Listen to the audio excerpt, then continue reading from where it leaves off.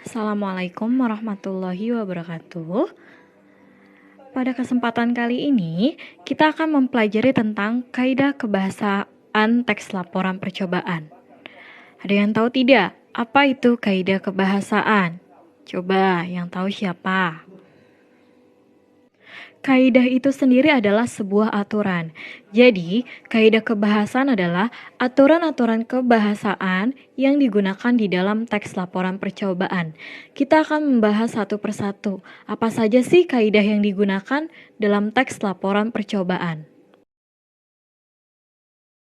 Kaidah kebahasaan apa saja yang digunakan di dalam teks laporan percobaan? Yuk, kita simak berikut ini. Kaidah kebahasaan atau aturan kebahasaan dalam teks laporan percobaan itu ada 8. Yang pertama, memperkenalkan aspek umum atau kelompok. Lalu yang kedua, menggunakan kata tugas hubungan logis. Lalu menggunakan kalimat aktif, menggunakan kata kerja aktif, menggunakan kata serapan atau istilah. Lalu tidak adanya urutan waktu, melainkan yang ada hanya urutan kegiatan. Lalu selanjutnya itu adalah menggunakan kata benda dan frasa benda.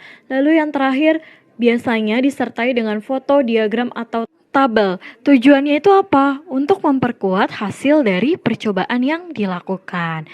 Nah, seperti itu poin-poin dari kaidah kebahasaan. Kita akan membahas satu persatu tentang kaidah kebahasaan tersebut. Nah, yang pertama itu memperkenalkan aspek umum atau kelompok. Maksudnya itu apa?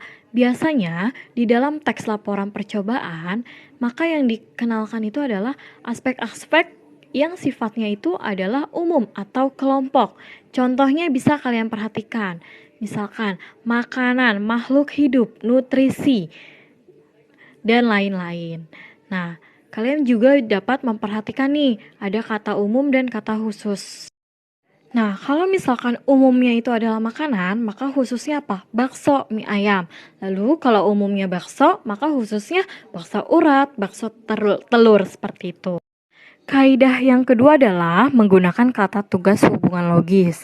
Biasanya ditandai oleh kata ketika, maka, seterusnya. Jadi, ketika kalian menemukan kata-kata tersebut, maka itu termasuk ke dalam kata tugas hubungan logis, seperti itu.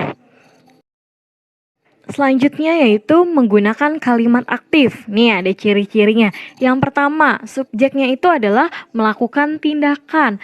Lalu predikatnya biasanya ditandai dengan imbuhan me atau ber. Lalu memiliki pola SPO atau SPOK. Nah, ini contohnya, karbohidrat mengalami metabolisme. Karbohidrat menjaga keseimbangan asam dan basa. Nah, dua kalimat tersebut termasuk ke dalam kalimat aktif. Seperti itu.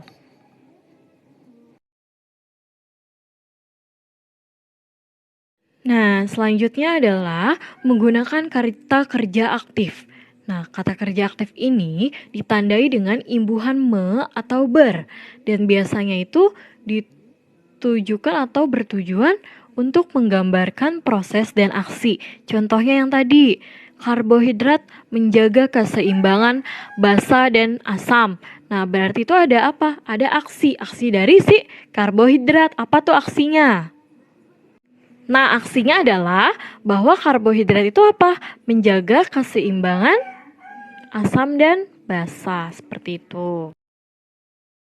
Kaidah selanjutnya yaitu menggunakan kata serapan atau istilah khusus sesuai dengan bidang ilmu objek yang diamati. Jadi, ketika kalian melakukan uji coba makanan, maka istilah khusus yang keluar itu atau yang kalian gunakan itu pasti apa? Lemak, lalu apalagi karbohidrat, lalu apalagi protein, dan lain-lain yang berkaitan dengan uji makanan tersebut. Tidak mungkin kalian mencantumkan fotosintesis. Selanjutnya yaitu tidak ada urutan waktu tetapi urutan kegiatan. Jadi di dalam laporan percobaan itu tidak ada tuh diurutkan waktunya kapan saja. Misalkan pagi hari, siang hari, tapi lebih ke urutan kegiatan. Langkah pertama, langkah kedua, ketiga, selanjutnya, seterusnya seperti itu.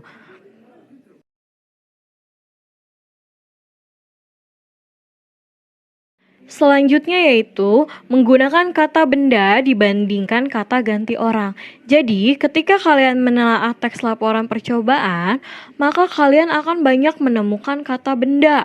Kalau misalkan nih, menelaah kaidah kebahasaan uji coba makanan, maka kata benda yang muncul seperti daging, lalu susu, nasi, terus apa lagi?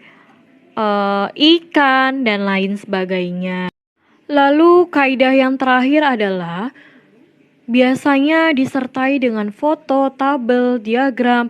Nah, tujuannya itu apa? Untuk memperkuat hasil percobaan. Berarti membuktikan bahwa kalian benar-benar melakukan percobaan, tidak hanya asumsi atau opini kalian sendiri gitu. Makanya dapat memperkuat hasil percobaan. Kira-kira dari 8 poin ini, ada yang masih bingung kah atau cukup jelas? Kalau kiranya ada pertanyaan bisa diajukan ya. Oke, sekian ya dari materi hari ini. Terima kasih. Semoga ilmunya dapat bermanfaat untuk kalian semua. Wassalamualaikum warahmatullahi wabarakatuh.